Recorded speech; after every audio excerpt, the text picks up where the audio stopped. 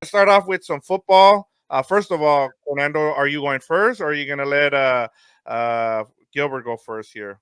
Um, I will. I'll go first. All right, here we go. Let's say that the first three teams, Bears, Commanders, and Patriots, in the draft go with the quarterback. The next two teams are the Cardinals and the Chargers. Don't have a need for a quarterback, but have many positional needs. Which of the two teams should trade out for a haul of draft picks? Go ahead, Fernando. I'm gonna go with the Cardinals. I think that the Cardinals have they're still in a rebuilding stage. They have Jonathan Gannon.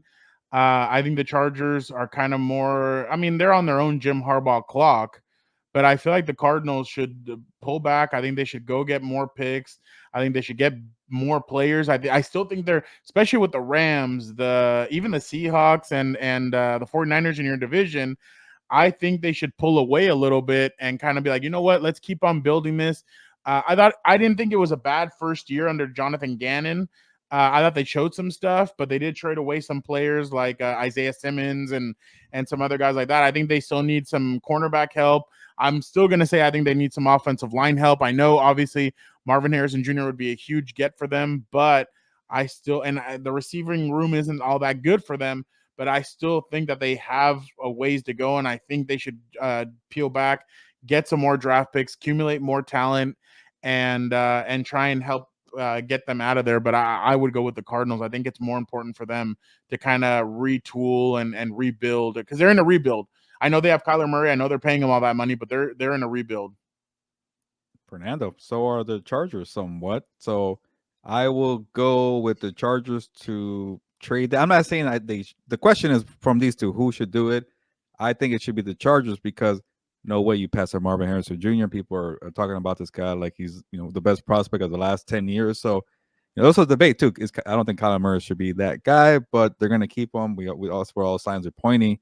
But you can't say no to Marvin Harrison Jr. And for now, you got a point. The Cardinals have a lot of roster holes. I'm not saying the Cardinals roster is better than the Chargers because at least the Chargers have Justin Herbert. So maybe the work is different. But the Chargers have a lot of needs as well. It's just you can't pass on Marvin Harrison Jr. Like, here's how I lay it out for you. The second that the Cardinals trade down and somebody takes a fourth quarterback in the draft, no hesitation, right? Jim Harbaugh's going to take Marvin Harrison Jr. because he's that guy. So you're going to pass up on that guy if you're the Cardinals. But I am not convinced. I'm not convinced they're going to stay there because of the GM Monty Ossenfort. He came from the Patriots background. You know what the Patriots like to do? They like to trade down. So you're probably going to be right, Fernando. It might be the Cardinals, but you cannot pass on Marvin Harrison Jr. So that's why I'm going with the Chargers to trade down instead of the Cardinals. Jim Harbaugh's an octopus, bro. He has, hey, let me get JJ McCarthy paid and drafted high, but also let me try and get Marvin Harrison Jr., who kicked my ass for 2 years. Even though we beat them, he still kicked my ass for 2 years. Yeah, I'm with Gilbert on this one. I mean, the Chargers, I think, just with what they've done, if you look at Jim Harbaugh, also he's gonna try to trade down. He knows he can get a offensive lineman, but the Chargers have so many holes on defense that this is where you can go ahead and maybe take the Vikings offer and get a couple of first round picks here and then start building your roster for this year, so and help out Justin Herbert as well. I mean, you can end up with like a Brock Bowers and a right tackle if you make that trade. So I just think, and like you mentioned, Gilbert, I mean, it's hard to pass up on Marvin Harrison Jr. So your point here, we'll start off with you here for the second question. The way things have gone for the Texans and Packers over the past couple of years, you would say that they're the Spider-Man meme. Both traded their franchise quarterbacks and now have two of the best young quarterbacks in the NFL. Which roster are you taking in the next 3 years to win the Super Bowl? The Packers or the Texans? This is a good question, one that makes you think. And Victor always likes to make us think for a rapid fire. I want to say maybe the Packers roster is better, at least offensively. But I'm here. I'm going to focus on the quarterback. I like C.J. Stroud better than Jordan Love, and Jordan Love really impressed me a year ago. But I got to see Jordan Love finally get over the whole interceptions, forcing throws in crunch time. Obviously, his last throw was an interception to the 49ers. So he still has that tendency that we're like, okay, F it, YOLO, screw this offense that Matt LaFleur built. Shout out to Dan and Digger right there. But I'm gonna go with CJ Stroud because this guy, he's just an assassin in the pocket, very accurate. That touchdown to interception ratio was off the chain last year. I don't remember the numbers, but I know it was really good. But CJ Stroud is accurate. He's smart. He knows how to pick you apart, and when he gets on fire, he gets on fire. So give me the Texans right now. I mean, I'm gonna go with the Green Bay Packers. They have a more experienced head coach who's been there before. D'Amico Ryans has been there, but he's been there more as a linebacker. Well, actually, he was with the Houston Texans before, so I don't know how much he was there. But I like Green Bay because is CJ Stroud going to go through a sophomore slump? That's going to be the biggest question. Is he going to be teams are going to adapt to him? They're going to have a whole offseason to see him. Whereas Jordan Love is kind of, I mean, he hasn't done it before, but he's been there before when he's seen what he needs to do to adapt. Obviously, he had and they've said that Aaron Rodgers was really good with him, helped him through some things. So I'm sure Green Bay is going to get him more weapons. They're going to do more around him. They need to build up that offensive line. But I think LaFleur has been there enough to where he's a seasoned veteran coach who I think could build something more important with them. And I feel like they have the necessary tools and pieces to get better. And then when you kind of look at their divisions, uh, do you really fear Chicago, even if they get Caleb Williams? Do you fear Minnesota? No.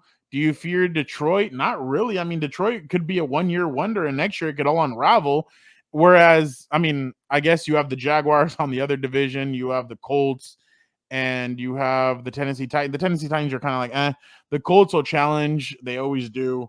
And then obviously the Jaguars are going to be interesting to keep an eye out on them. But I think when it comes to division, and obviously conference as well, the conference is a lot harder for CJ Stroud and the Texans. Whereas you look over here and it's like, oh, hey, de un panzazo, you're already in the NFC Championship because there's not that much around them. So I think a lot of things can change, but I'm going to go with the Green Bay Packers for those Yeah, reasons.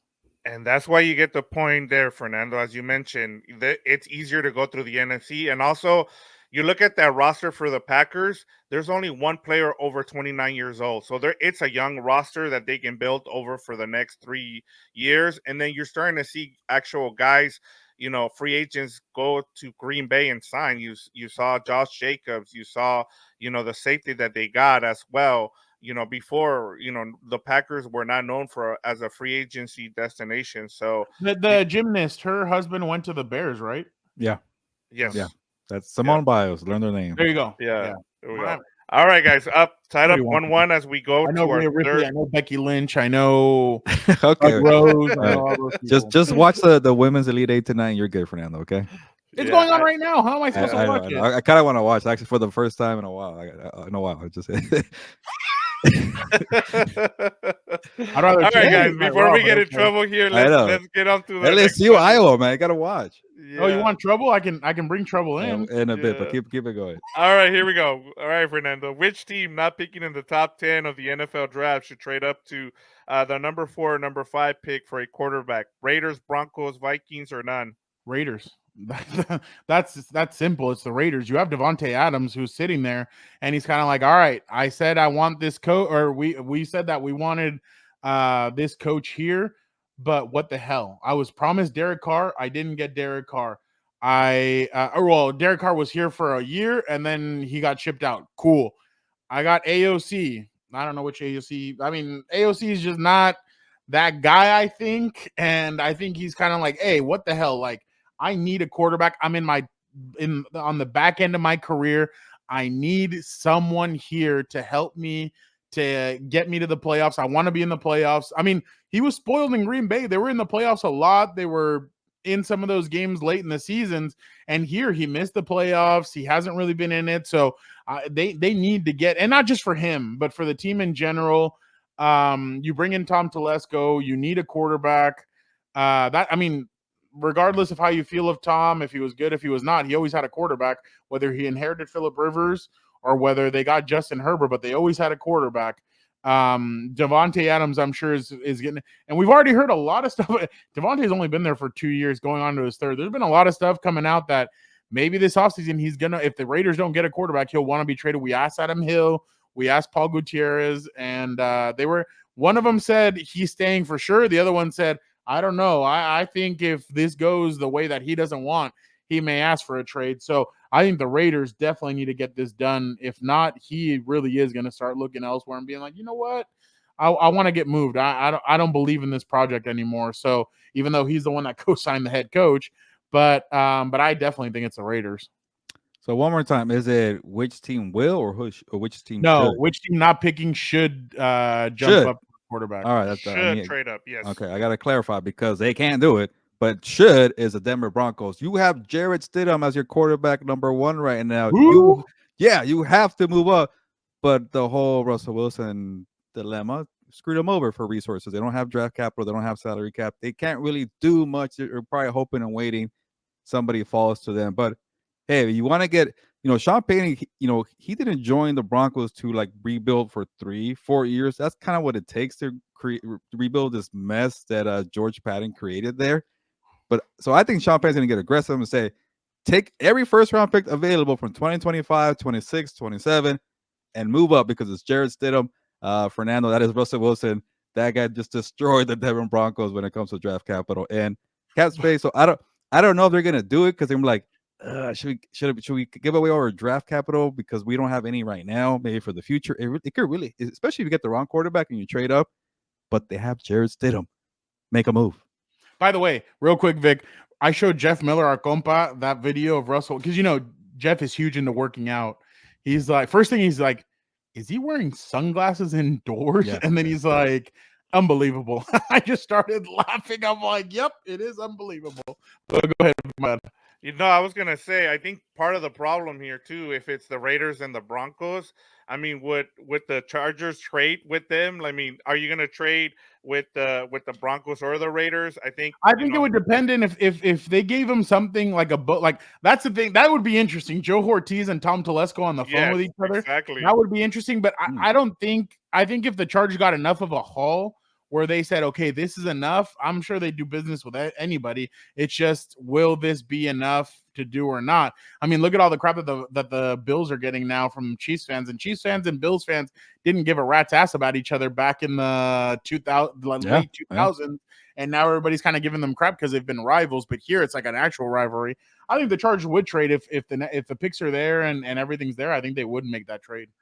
Yeah, so I'm gonna give the point here to Gilbert. He's right. I mean, the Broncos have one quarterback on the roster. They are showing their cards. They're gonna draft a quarterback and they're gonna move up. The Raiders have two of them. I think they're probably staying still and drafting somebody and moving back at maybe and maybe getting like a Michael Penix or a Bo Nix or a Spencer Rattler later on. It's kind of hard. Like I said, it'll be interesting to see. The one that makes the most sense is the Vikings, just because they have those 2 first round picks and they can go, but it's just going to be hard, as you guys talked about. I mean, it'll be interesting to see if the Chargers would trade with the Raiders or the Broncos. So it's something to keep an eye on there. All right, 2-1 as we move on here to our combat sports question. You guys were talking about Pitbull Cruz earlier in the show. So let's start off with: would Pitbull Cruz beat Tank Davis in a rematch? He gave Tank his toughest fight a few years ago. And do you guys think it would be a fight that could be on pay-per-view? Like it could sell? Yeah, easily for sure. And the other fight was already on pay-per-view because Tank Davis alone is a star and people will pay to watch him fight. And sometimes he doesn't fight; he fights like nobodies. And people thought Pitbull Cruz was a nobody a few years ago, so he became a name after he gave him a toughest fight. We saw that it's not a fluke when he destroyed Rolly Romero. Yeah, from the beginning, man, he just he was out of it. So the referee did him a favor when he stopped it in the 7th round. And I think Pitbull Cruz's brand has only gotten bigger since then. So definitely put it on pay-per-view. Put it in Vegas or LA and have a bunch of Mexican fans out there come out. And I think Tank Davis would embrace it because who his mentor is? It's Floyd Mayweather Jr. And when he fought Oscar De La Hoya, it's a sombrero on. So maybe something like that, kind of a throwback. So I definitely want to see the fight, make it happen, and be a fight that maybe he could do later this year in 2024. But I think Tank Davis has somebody else to fight in the summer first. I think it is a pay per view fight. My biggest thing though when it comes to this is gonna be if I think usually the loser finds out more about their style. I mean, this is just in I think in sports, but I don't know if it's the same in combat sports. But I think when you lose, you can go back, watch the film, and say, okay, this is where I messed up. This is what, and the winner is kind of like, well, I already beat that guy. Like, yeah, I'll do my homework, but at the same time, I mean, I already beat them. I know what I need to do to continue and just do the same thing. Sometimes when losers lose, they're going to change their style up. They're going to try something different and mix it in with some of the stuff that they've already that was successful for them. So I actually do think Pitbull Cruz has a chance to beat him. It's just going to be about what are those changes that he needs to make. Does he have to improve his defense? What does he have to do with his offense? I mean, those are going to be the questions he's going to have to ask himself. Whereas Gervonta Davis is kind of one of these guys I feel like that's like, oh, well, my style hasn't failed me yet. I'm just going to keep on going with it. So, yeah, I definitely think he can beat him. It's just going to be an interesting to see what changes Pitbull Cruz decides to make for that next fight. Yeah, and I mean, as long as there's no catch weight, I think we should expect this fight. Hopefully, we get it on a Mexican Independence Day. I mean, that would be a good tie-in, but we all They'd have have to to go wait. up with Canelo and probably the Or that's what Sphere. I was gonna say. Yeah. That's if Canelo permits it, apparently. So, Well, and the uh, the Sphere fight for UFC, so that might be a little bit dangerous as well because that one might be Sugar Sean O'Malley, and then some other. They're supposedly going to load up the Sphere with a really good fight, so a good card. So yeah, that'll be interesting. uh, because you guys both went with the same guy, I'm gonna give you guys the point there. So let's get to the last one. See if any of you guys. I'll give Gilbert the win here, but I want to give you here the floor for this He one, knew you Fernando. couldn't do this shit Yeah. on this next Yes. one, so that's Yeah. why. All right. Oh, okay. Let's say WWE gave you guys control of a match at WrestleMania. How would one of you guys script the match? So go ahead, Fernando. Um. Uh, I'll go with Dragon Lee and Rey Mysterio. Gilbert's like, what? And Rey Mysterio versus Santos Escobar and Dominic Mysterio. Why? Because the other ones are easy to script. I think that match. I think if they can get Bad Bunny to come back and maybe do a little something, I think that'd be great. Especially because this is an LWO kind of fight. This is Latinos on there. It's all Latinos. I think they should do a huge like kind of war kind of fight where they call it street rules or do whatever you need to and maybe throw it back a little bit. Throw it up to our boy. Put a low rider out there. Have the low rider used in the match. But I think they should really celebrate this in a unique way to celebrate all the luchadors in the past that have done great work. Because without luchadors, there's not wrestling. There's not great wrestling like that. Like, how many of us would think that Rey Mysterio could beat the Big Show if it wasn't for like WWE and stuff like that? So I think they should throw it back to that and make it a huge match, a huge Latino appreciation kind of match, and do something fun with it. Like maybe Bad Bunny interferes. Maybe you have obviously you have Carlito and some of these other guys interfere that are in separate factions. But I definitely think they need to celebrate that. Andrade would be really cool. We obviously know he's Charlotte Flair's husband. It'd be cool if he did an appearance or something in this match. But I think this should be more of a Latino appreciation kind of throwback. I think that's the way they should do it, and I think that'd be a fun way to do this. But do stuff that Latinos are known for. Have somebody cheat, lie, and steal. Have somebody do some other stuff to throw it back to like Mil Mascaras or Rey Mysterio Sr. Stuff like that. Like just do fun stuff that'll really throw it back to some of the old school that you've seen in WWE. I think that'd be a really cool thing to do when it comes to this. But yeah, pay some respects to the old luchadores and Latino wrestlers that have come before you. I think that'd be really cool to see something like that. All right, Fernando, you were trying to criticize my knowledge of wrestling. That is pretty good. I don't know if I could top it, but I already won those shows, so who cares? But me as I guess a writer or producer for WrestleMania, I will have Becky Lynch and Rhea Ripley. Don't say it's an easy one. Hell in a Cell for sure. You know, some kind of hardcore rules match where anything goes, but a little twist there. Just add in Seth Rollins in the corner for Becky Lynch. Bring in Dominic Mysterio on the corner after your fight that you just created for Rhea Ripley. So Hell in a Cell, these are two of the biggest stars in women's wrestling. anything goes, and maybe it could be a street fight. Bring out the trash cans, bring out the ladders. I don't care. It's Hell in a Cell, but have Seth Rollins and Dominic Mysterio involved somehow, and maybe they have a little skirmish themselves. How about that? Hey, I like the creativity, man. I was kind of surprised there. So, but congratulations, Gilbert. You take this one today. Great job answering the questions to both of you guys. But this was awesome. This was a really good rapid fire.